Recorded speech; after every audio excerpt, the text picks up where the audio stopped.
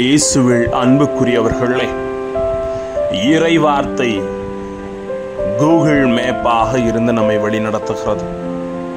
Follow me, அதாவது என்னை பின்பற்றி என்று இறைவார்த்தை அழைப்பு விடுக்கிறது.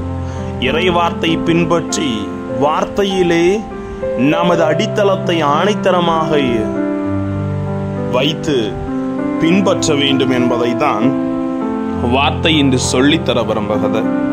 வார்த்தையோடு கடந்து சிந்திக்கலாம் வாங்க. பிரைஸ் அல்லாஹ். இயேசுவுக்கே புகழ், இயேசுவுக்கே நன்றி. இறைவனின் அருட்கரம் அருளாசிரும் உங்களோடும் உங்கள் குடும்பத்தோடும் நிறைவாக தங்கும்படி உங்களை நான் வாழ்த்துகிறேன். அன்பில் இனியவர்களே, நல்ல செயலிலிருந்து தான் நல்ல விளைவு வர முடியும். அடித்தளம் உறுதியாக இருந்தால்தான் அதன் மேல் அமையும் எதுவும் உறுதியாக இருக்க முடியும். எதற்கும் நாம் அடித்தளத்தை நல்ல முறையில் கட்டாமல் விட்டுவிட்டோம் என்றால் அது நல்ல முறையில் நிலைத்திருக்காது. நிலைத்த நல்ல பலன் தருபவர்களாக நாம் இருக்க வேண்டுமெனில் நாம் சார்ந்திருக்கும் செயல் நன்மையுள்ள உறுதியான அடித்தளமாக இருக்க வேண்டும். இதுதான் நற்செய்தியில் இடம்பெறும் அழகான ஒரு ஒப்புமையை ஆண்டவர் அழகான சாராம்சமாக நமக்கு எடுத்து கூறுகிறார்.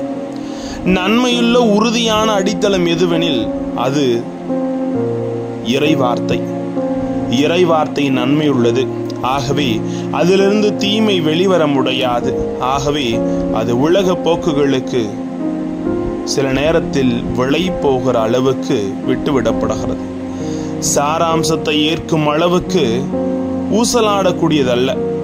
ஆகையால் இறைவார்த்தையை மையமாக கொண்டே நாம் வாழ்வு அமைய வேண்டும் என்பதை வார்த்தை நமக்கு சுட்டி காட்டுகிறது. இறைவார்த்தையே நல்ல வழிகாட்டி. ஒரு ஊருக்கு போகும்போது சாலையில் உள்ள வழிகாட்டி பலகைகளை நம்மை குறித்த ஊருக்கு கொண்டு போய் சேர்க்கிறது. எங்கேயுமே ஒரு சரியான நேம் போர்டு இல்லை அப்படின்னா நம்ம போய் சேர வேண்டிய இடத்த குறிப்பிட்ட நேரத்தில் போய் சேர முடியாது. நிறைய குழப்பங்கள், நிறைய நேரத்தில் எங்கே போனோம் எந்த பக்கம் போனோம் நிறைய தடுமாற்றங்கள் இருக்கும். ஆனால் இந்த சாலை வழிகளில் வைக்கப்பட்டிருக்கிற வழிகாட்டி பலகைகள் நமக்கு பெரும் உதவியாக இருப்பது போல இன்றைய தொழில்நுட்பம் வளர்ந்துவிட்ட நவீன உலகில் போய் சேர வேண்டிய இடத்திற்கு கூகுள் மேப் வழிகாட்டியாக மாறிவிட்டது. கூகுள் அக்காவை கேளுங்கப்பா எல்லாம் சொல்லிடுவாங்க அப்படின்னு நகைச்சுவா சில பேர் சொல்லுவாங்க. ஏனென்றால் எவ்வளவு தூரம் ஒரே சாலையில் செல்ல வேண்டும், எந்த இடத்தில் இடதுபுறமோ வலதுபுறமோ திரும்ப வேண்டும், எந்த பாதைகளை தவிர்த்தால் வாகன நெரிசலை தவிர்க்கலாம், எந்த வழியில் சென்றால் தடையில்லாமல் வேகமாக செல்லலாம், எவ்வளவு நேரத்தில் பயணம் அமையும், எத்தனை மணித்துளியில் சேர வேண்டிய இலக்கை வந்தடைவோம் என்று முன்னதாகவே துல்லியமாக சொல்லிவிடுகிறது இந்த கூகுள் மேப். கூகுள் அக்கா கரெக்டாக சொல்லுவாங்க அப்படின்னு சொல்லுவாங்க சில பேர்.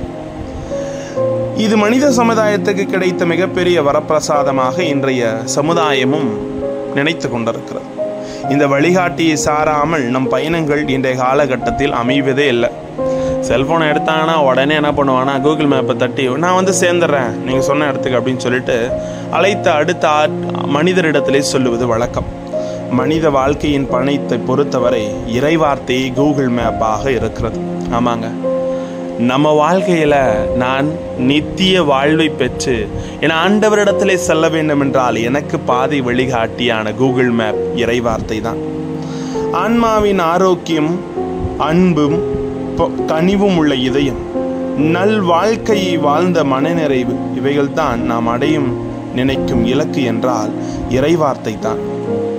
மறுக்க முடியாத சிறந்த வழிகாட்டி. காரணம், எதை குறித்தும் நாம் எச்சரிக்கையாக இருக்க வேண்டும், எதை தவிர்க்க வேண்டும், எது ஞானம் உள்ளது, எது வாழ்வுக்கு ஆரோக்கியமானது, எதை பற்றி கொள்ள வேண்டும் என்று உணர்த்துவதற்கு இறைவார்த்தை விட வேறு சிறந்த வழிகாட்டி இந்த உலகத்தில் இருக்கவே முடியாது.